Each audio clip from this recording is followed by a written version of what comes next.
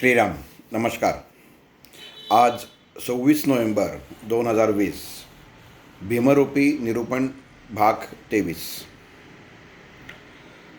समर्थ रामदास स्वामी यांनी लिहिलेली सांगितलेली जे स्तोत्र आहे भीमरूपी स्तोत्र याचं निरूपण आपण पाहत आहोत. मागच्या वेळी अणुपासोनी ब्रह्मांडा एवढा होत जात असे, तयासी तुलना कैसी मेरू मांदार दहा कुठे. आरक्त देखिले डोळा, ग्रासिले सूर्यमंडळा, वाढता वाढता वाढे भेदिले शून्य मंडळा. एक श्लोक नंतरचा काही कारणास्तव सांगायचा नाही असा आदेश असल्यामुळं ते सोडून पुढचा श्लोक. धनधान्य पशुवृद्धी पुत्र पौत्र समस्तही पावती रूप विद्यादी स्तोत्र पाठे करूया. या ओवीचं निरूपण आपण आज पाहणार आहोत. प्रत्येक मनुष्य जीवनामध्ये सर्वसाधारण सामान्य व्यक्ती ही जीवनामध्ये आपलं रोजचं आयुष्य सहजतेने सुलभतेने पार पाडावं ही त्याची उठल्यापासून इच्छा असते. जसं आपण अंथरुणातून उठतो तसं आज आपण काय करायचं, तसंच हे परमेश्वरा माझा आजचा दिवस खूप छान आनंदात जाऊ दे अशा विचारांनी त्याचं नामस्मरण करून ज्यांचं गुरु आहेत त्यांचं नामस्मरण करून माणूस रोजच्या कामाला लागतो. समर्थ रामदास स्वामींनी ह्या भीमरूपी स्तोत्रामध्ये जे वर्णन मारुतीचं केलेलं आहे, वायुपुत्राचं केलेलं आहे. मी मुद्दामून दोन वेगवेगळे शब्द हे करतो आहे कारण तत्त्व आपल्याला माहिती असणं खूप गरजेचं आहे. कारण वायू शिवाय काहीही होऊ शकत नाही. मग ह्या पृथ्वीवरचा जर ऑक्सिजन वारा बंद झाला तर क्षणात या पृथ्वीचा या सृष्टीचा विनाश होईल. म्हणून जिथं जिथं वायुपुत्र असा शब्द आहे किंवा ज्याचं गरज आहे तिथं तसं तो वापरलेला आहे. समर्थ रामदास स्वामींनी आता पुढं सर्वसामान्य जीवनामध्ये आपण पहिल्यांदा पाहिलं की भीमरूपीचं मारुती कसा आहे याचं पहिलं त्यांनी आपल्या डोळ्यासमोर चित्र उभं केलं. त्याच्यानंतर त्याचं एक एक वर्णन करत करत त्याची कुठल्या आवेशाने तो पुढं चाललेला आहे धर्मस्थापनेसाठी ते पाहिलं. त्याचं पराक्रम काय आहे तो पाहिला. त्याची शक्ती काय आहे ते पाहिलं. तसंच आता सर्वसामान्य आपण जेव्हा जीवन जगतो तेव्हा पुढे ही जी ओवी आहे, धनधान्य पशुवृद्धी पुत्र पौत्र समस्तही पावती रूप विद्यादी स्तोत्र पाठे करोनिया. जसं मागच्या ओवीमध्ये म्हटलं की ही ओवी खूप महत्त्वाची, तसं मला ते प्रत्येक निरूपणात वाटतं की हीच ओवी महत्त्वाची. असं कदाचित माझा स्वतःचा चुकीचा दृष्टिकोन होऊ शकेल त्याच्यात. पण गंमत बघा की मारुतीची ताकद आपण म्हणतो की प्रभाते मनी राम चिंतित जावा, असं वास्तविक समर्थ रामदास स्वामीच म्हणतो की प्रभाते मनी राम चिंतित जावा. पण ही प्रभात कुठली? आपण सकाळी उठतो ती, तर ती प्रभात म्हणजे आपल्या मनाला आपल्या वैचारिकतेला ज्या क्षणी पटेल की मी आता योग्य वागतोय, माझं वागणं कुठेतरी चुकत होतं किंवा मी आत्तापर्यंत योग्यच वागत आलो आहे पण त्याच्यापेक्षा जास्त अजून त्याच्यामध्ये मी सूक्ष्मतेत जायचा प्रयत्न करेन. कारण बऱ्याच जणांचा हा समज असतो की मी व्यवस्थितच वागतो आहे, हरकत नाही, पण आपण सूक्ष्मतेत जायचा प्रयत्न करायला पाहिजे. मारुतीने कधी सांगितलं नाही की मी रामाचा दास आहे. त्याची ओळख जी आहे की हा रामाचा दास आहे हे यायला पाहिजे, म्हणजे सूक्ष्मतेत जायला पाहिजे मनुष्याने त्याच्यात. तसं इथं ह्या ओवीमध्ये धनधान्य आपण जेव्हा उच्चार करतो स्तोत्राचा, धनधान्य पशुवृद्धी पुत्र पौत्र समस्तही पावती रूप विद्यादी स्तोत्र पाठे करोनिया, बस झालं. म्हणजे मारुती राया तू आम्हाला धन पशु पक्षी यांना समृद्ध ठेव आणि या स्तोत्राचा पाठ करावा. तर फक्त असं नाही आहे. आपण त्याचा प्रत्येक शब्दाचा एक दाब देऊन कारण प्रत्येक शब्दावरती एक ठराविक अंतराने दाब देणं हे खूप महत्त्वाचं आहे. आणि स्तोत्र आणि मंत्र ही गोष्ट अशी असते की जिथं पूर्णविराम दिलेला नसतो तिथं आपण मनाचा पूर्णविराम द्यायचा. आपल्याला कळलं पाहिजे कुठं पूर्णविराम आहे त्याला. तर आता इथं कसं आपण आता पाहू. धन, धान्य, पशु, वृद्धी हा एक शब्द. धन, धान्य, पशु, वृद्धी. मग धन म्हणजे कुठलं? मनुष्याला वाटतं बाबा चला, समर्थ रामदास स्वामींनी छान मार्ग सांगितलेला आहे की भीमरूपी म्हटलं की धन प्राप्त होतं. पण धन म्हणजे संपत्ती. आणि संपत्ती आली की ती फक्त चलनातली म्हणजे नोटा नाणी ही संपत्ती नाही. तर शारीरिक संपत्ती, शरीराची संपत्ती आपण आपल्या सोयीनुसार अर्थ काढतो की धन म्हणजे झालं की धन म्हणजे फक्त पैसा. तर तसं नाही आहे. तर धन म्हणजे संपत्ती. आणि संपत्ती शारीरिक संपत्ती.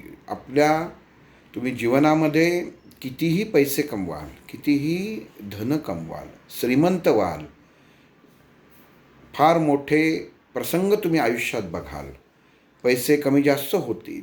आज खिशात 1 रुपया तर उद्या लाखभर रुपयेसुद्धा असतील. आणि आज लाखभर असतील तर उद्या 1 रुपया पण असेल.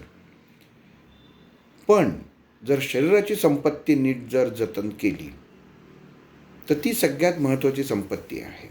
कारण ती केवळ वाढतच जाते, ती कमी होत नाही. आणि जर दुर्गुणातनं तुम्ही जर आयुष्य जगलात तर ती संपत्तीचा ऱ्हास होतो, ती परत येत नाही. म्हणजे दोन्ही गोष्टी आहेत. आर्थिक संपत्ती तुम्ही परत प्राप्त करू शकता. पण जेव्हा एखादी शारीरिक संपत्ती ह्याचा ऱ्हास होतो, उदाहरणार्थ धरून चाला त्याच्यात की तुमची एखादी किडनी फेल झाली, एखादा डोळा जर अवयव निकामी झाला, कान निकामी झाला, तर त्याच्या जागी तुम्ही दुसरा बसवू शकत नाही. आणि बसवली तरी चालेल याची खात्री नाही. हात तुटला तर त्याच्यावरती कृत्रिम हात येतो, तो चालेल, तुम्ही म्हणाल त्याच्यातनं काम होतं, पण तो कृत्रिम झाला. म्हणजे संपत्ती ही दुसरी झाली. मुळात जी संपत्ती आहे शरीराची त्याचा ऱ्हासच झाला. तेव्हा जेव्हा हे स्तोत्राचं पठण होतं त्याच्यामध्ये आता दुसरी याच्यात अजून एक गोष्ट कशी बघा. धनधान्य म्हणजे धन आहे म्हणजे शारीरिक संपत्ती आहे आणि धान्य. धनधान्य, धान्य म्हणजे विपुलता. जेवढं आपल्याला पाहिजे, जेवढी गरज आहे तेवढंच माणसाने खाल्लं पाहिजे, तेवढंच प्राप्त व्हावं. म्हणजे परमेश्वराला प्रार्थना करताना भीमरूपीमध्ये मारुतीरायांना आवाहन करताना एवढंच मागायचं आहे की बाबा रे मला आत्ताच्या क्षणाला, आत्ताचा जो मी क्षण व्यतीत करतो आहे त्याच्यापुरतं अन्न. हे बघा शब्द कसा आहे, धन आणि धान्य. जे खाऊन मी धन्य होईन त्याला धान्य म्हणतात, त्याला अन्न म्हणत नाहीत. म्हणजे काय झालं, प्रसाद झाला. जे खाऊन मी धन्य होईन. धान्याचं कोठार असतात, अन्नाचे कोठार असतात का, तर नाही. तर धान्याचे कोठार असतात. म्हणजे काय, जे खाऊन मी धन्य होईन म्हणजेच ज्यांनी तृप्तता लाभते ते धान्य. तर धन, धान्य, पशु, वृद्धी असा शब्द आहे. धन, धान्य, पशु, वृद्धी. म्हणजे पशुपणमध्ये काय, पशुमध्ये सर्व पशुपक्षी प्राणी आले त्याच्यात. मनुष्य हा सुद्धा एक पशुच आहे. कारण आपण वैचारिकतेने जर बघितलं तर काही माणसं अगदी पशुसारखी वागतात, तर त्याला तो पशु शब्द बरोबर जोडला जाऊ शकतो. म्हणजे त्याची वृत्ती बदलते. म्हणून ह्या सर्व गोष्टी जीवनामध्ये स्थिर असाव्या. ह्या गोष्टींना मनुष्याला कधीही सामोरं जायला लागू नये. म्हणून मनुष्याची वैचारिकता, आचरण हे व्यवस्थित असणं गरजेचं आहे. आणि ह्याच्यासाठी हे भीमरूपी जेव्हा तुम्ही स्तोत्र वाचाल त्याचे जी कंपनं बाहेर पडणार आहेत, त्यातनं मारुतीचं आव्हान केल्यानंतर त्याच्या नामस्मरणाने, त्याच्या नामाने जी कंपनं, जी व्हायब्रेशन बाहेर पडणार आहेत, त्यांनी मनुष्याच्या मनोबलामध्ये, मनुष्याच्या वैचारिकतेमध्ये हा बदल हा निश्चित होतो आणि होणारच, असं समर्थ रामदास स्वामी इथं सांगतात. धन धान्य पशु वृद्धी. वृद्धी म्हणजे शेवटपर्यंत, वृद्धावस्थेपर्यंत वृद्धी. आपण एखादी म्हणतो ना, मला व्यापारामध्ये खूप वृद्धी झाली. वृद्धी म्हणजे म्हातारपण नाही. आता इथेही दोन शब्द आपल्याला अर्थ त्याच्यामध्ये काढलेले आहे. वृद्धी म्हणजे शेवटपर्यंत मनाची तृप्तता आहे, ती वृद्धी आहे. तुम्ही म्हणाल वयाच्या म्हणजे मी 100 गाठावी आणि तिथपर्यंत का, तर तसं नाही. मनाचं समाधान, मनाची तृप्ती ही ज्या ठिकाणी ज्या वेळेला येऊन असं तुमच्या मनाला वाटतं की नाही आता बास, मी तृप्त झालो एवढं, त्याच्यात ती वृद्धी झाली. नाही तर मन कायम अस्वस्थता राहतं. म्हणजे मनुष्याच्या जीवनामध्ये वृद्धी असणंसुद्धा गरजेचं आहे. वृद्धी म्हणजे वृद्धत्व नाही. परत सांगतो की वैचारिकतेची, तृप्ततेची वृद्धी असणं गरजेचं आहे. कुठं येऊन थांबायचं, कुठं येऊन पुढं जायचं, हे मनुष्याला कळणं गरजेचं आहे. केवळ मिळवतच राहायचं, घेतच राहायचं आणि त्याचा साठा करत राहायचा. जीवनामध्ये तुम्ही अन्नधान्याचा साठा करा, पैशाचा साठा करा, नाही तर कशाचाही कपड्यांचा, लत्त्यांचा, कशाचाही साठा करा, ते शेवटी विनाशकारीच असतं. पण नामस्मरणाचा साठा केलात तर तो तुमच्या जीवनामध्ये वृद्धंगत वृद्धी आणू शकतं. धनधान्य पशुवृद्धी पुत्र पौत्र समजतही. पुढचा शब्द कसा आहे? धन धान्य पशु वृद्धी. म्हणजे ह्या 3 पहिल्या अवस्था आहेत की धन धान्य आणि पशु. म्हणजे मनुष्याला धन मिळालेलं आहे, संपत्ती आर्थिक मिळालेली आहे, शारीरिक मिळालेली आहे. त्याच्यानंतर धान्य जे स्वीकार करून, बघा धन म्हणजे आर्थिक आणि शारीरिक ह्या संपत्ती स्वीकार करून ज्यांनी मनाची तृप्तता येते, ती तृप्तता, ही धन्यता, म्हणून धान्य. धन धान्य पशु वृद्धी. आता कसं शब्द आहे? धन धान्य पशु वृद्धी. बघा रामदास स्वामींनी विचार करताना इतका म्हणजे मनुष्य कुठल्या अवस्थेत कधी पोचेल हे सांगताच येत नाही. आत्ता व्यवस्थित आहे तर पुढच्या क्षणात त्याचा पशुही होऊ शकतो, म्हणून पशु शब्द वापरलेला आहे. त्यांनी माणूस शब्दच वापरलेला नाही आहे. की वैचारिकता माणसाची आत्ता देवाचं नाम मनामध्ये आहे आणि कुठेतरी काहीतरी कोणीतरी आपण देवाचा हा माणूस पूजा करत बसला आहे आणि कोणीतरी दरवाजावरची बेल वाजवावी किंवा घरावरती पत्र्यावर दगड टाकावं की झालं, ह्याच्या तोंडामध्ये शिव्या. म्हणजे काय की क्षणामध्ये मनुष्य ह्या एका स्थितीवरनं दुसऱ्या स्थितीवरनं एका क्षणात जातो.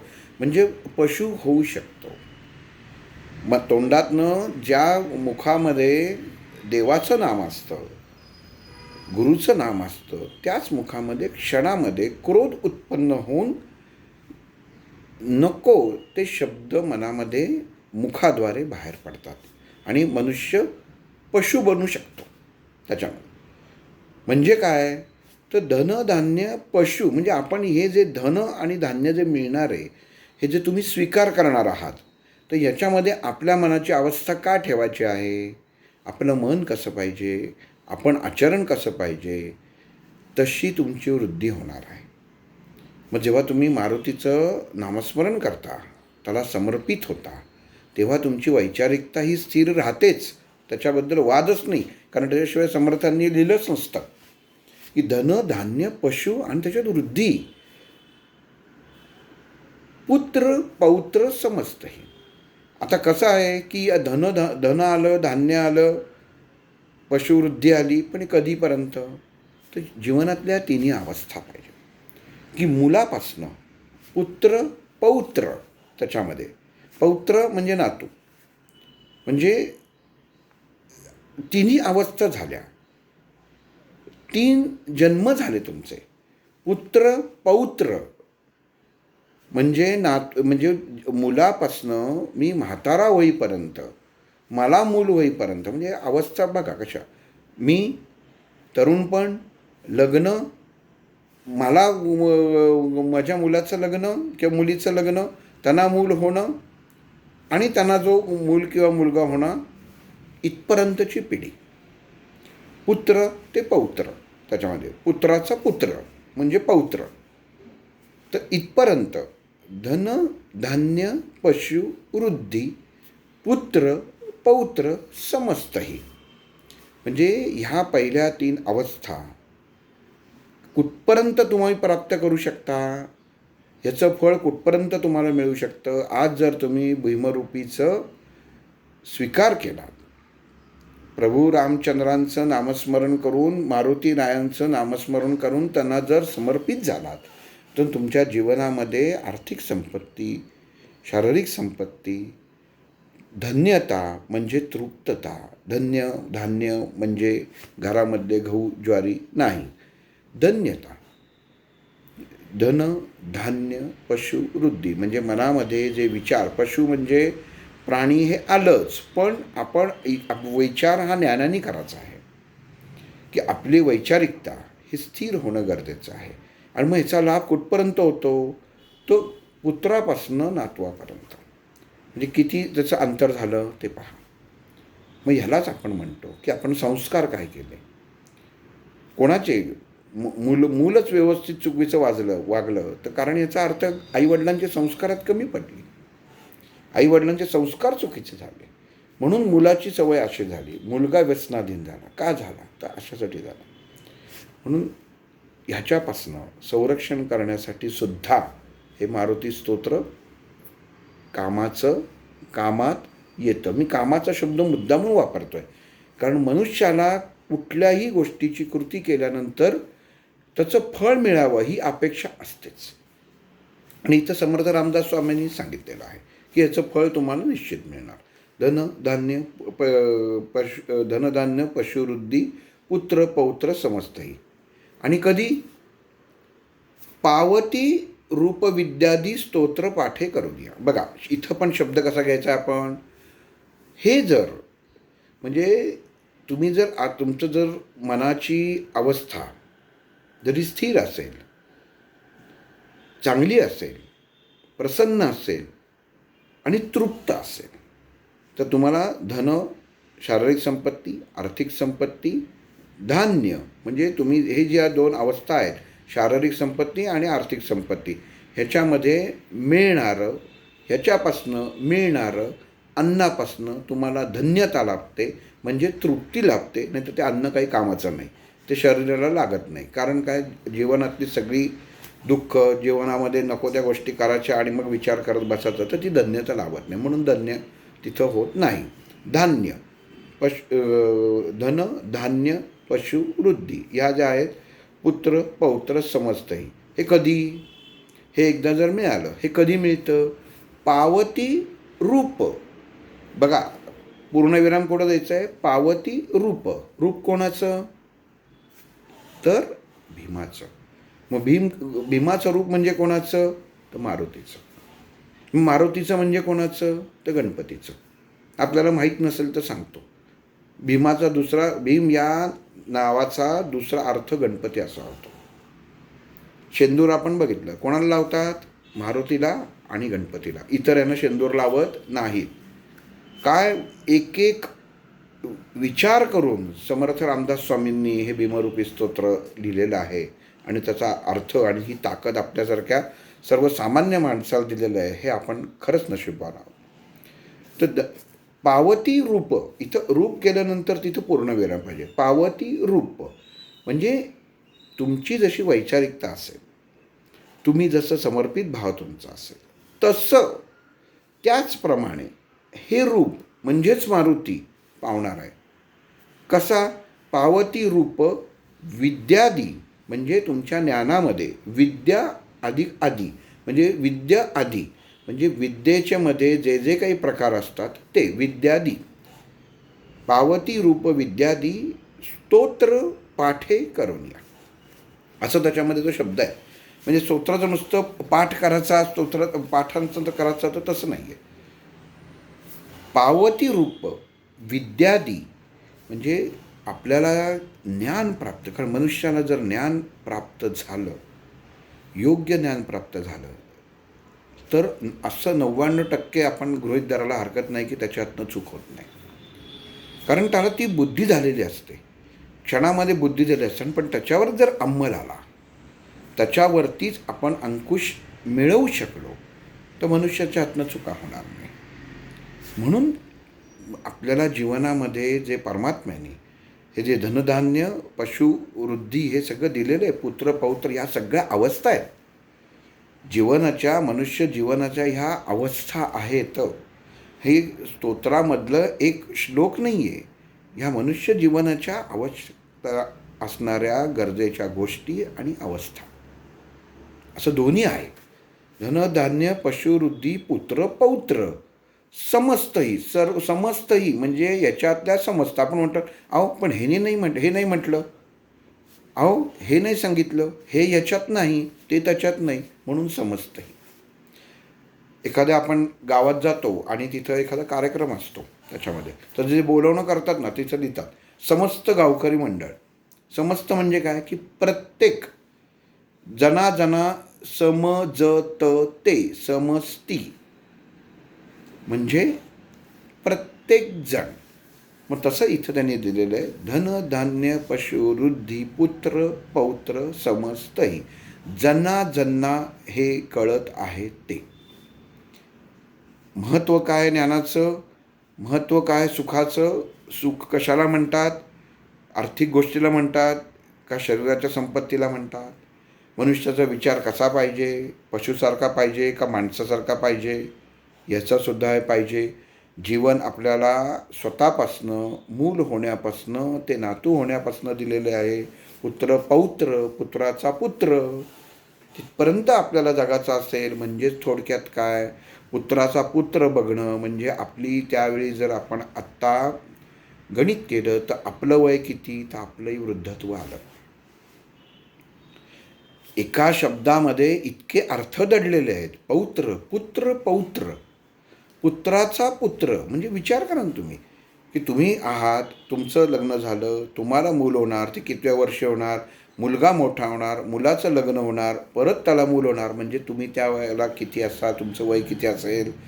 म्हणजेच काय की हे स्तोत्र जर तुम्ही नीट पठण केलं, त्याचे पाठ केलेत, तर तुम्ही जीवन तुमचं समृद्ध होणार आहे. असं समर्थ रामदास स्वामी याच्यात सांगतायत. पावती रूप, आणि हे जेव्हा तुम्ही समर्पित भाव पूर्ण ठेवाल तेव्हाच पावती रूप. तर हे जे रूप आहे, हे जे मारुतीचं रूप आहे, कारण तुम्ही मनामध्ये जर कुठले चुकीचे विचार करून त्या मारुतीला हाक मारलीत तर मारुतीचं रूप तसंच होणार आहे तुम्हाला. मग तो त्याची ताकद दाखवणार आहे. मग जसा आहे तसंच फटका बसणार आहे, मग तसंच तो ते रूप पावणार आहे तुम्हाला. म्हणून समर्थांनी इथं पावती रूप केलं आहे. पावती रूप विद्यादी म्हणजे ज्ञानाच्या बाबतीत, विद्याच्या बाबतीत जे जे काही तुम्हाला प्राप्त करायचं आहे, विद्या आदी म्हणजे विद्याच्या संदर्भात, आदी म्हणजे संदर्भात सर्व गोष्टी आल्या, विद्या आदी. पावती रूप विद्यादी स्तोत्र पाठे करोनी. शेवटचे शब्द काय, तीन स्तोत्र,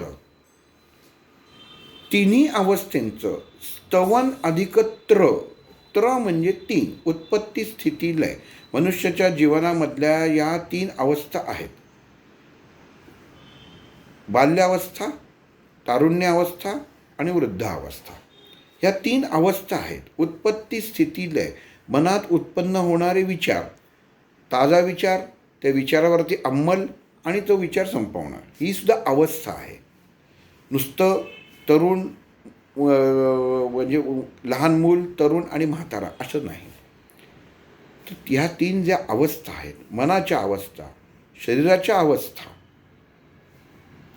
आकलनाच्या अवस्था, ह्याचं स्तवन, त्याचा अर्थ होतो स्तोत्र. आणि जिथं मनाचं तंत्र सांभाळलं जातं, ज्यांनी मनाचं तंत्र नियंत्रित होतं, तो म्हणजे मंत्र. मंत्राचं फोड काय, मनाचं तंत्र. आणि स्तोत्राचा अर्थ काय, स्तवन अधिकत्र म्हणजे तीन, म्हणजे तिन्ही अवस्थेचं केलेलं स्तवन.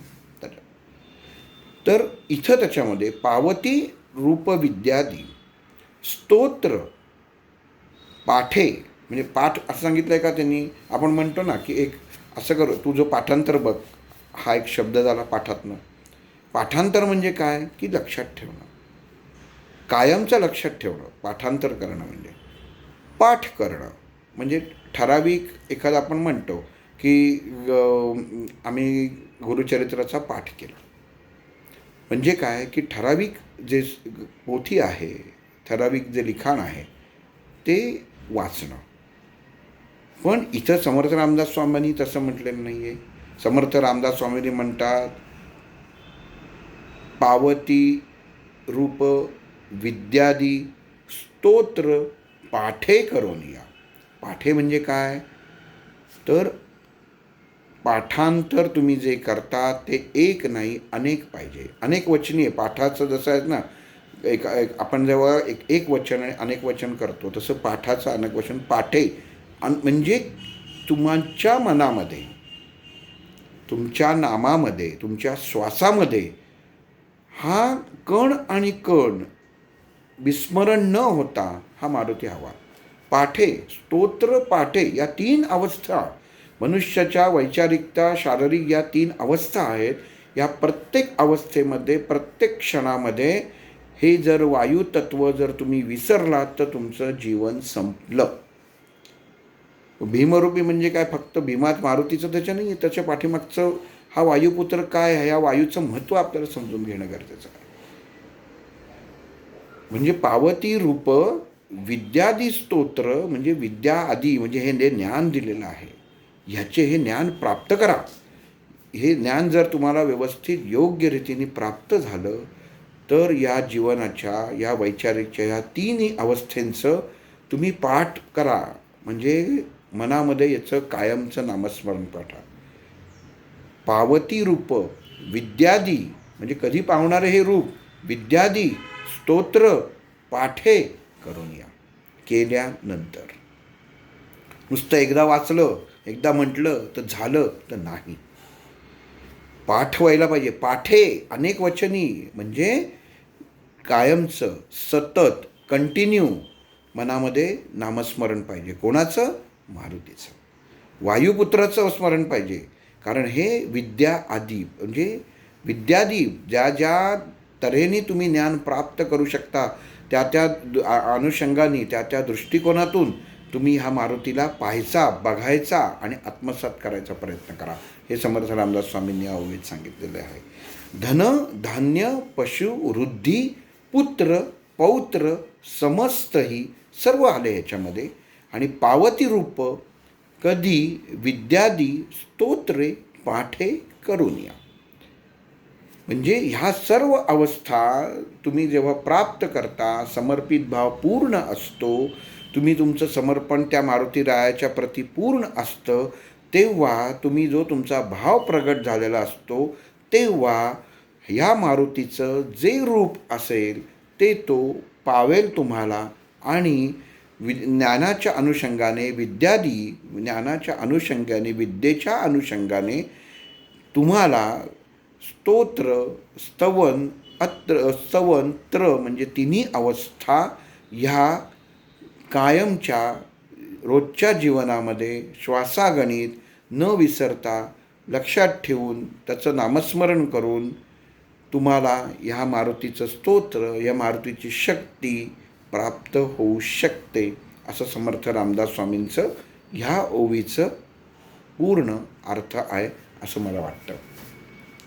मनुष्य जीवनामध्ये आपण जेव्हा बघतो की एखादं स्तोत्र म्हटलं जातं, एखादा मंत्र म्हटला जातो, तर तेव्हा आपण फक्त तो का म्हणावा, कशासाठी म्हणावा, फक्त आपल्या स्वार्थासाठी कधीही करू नये.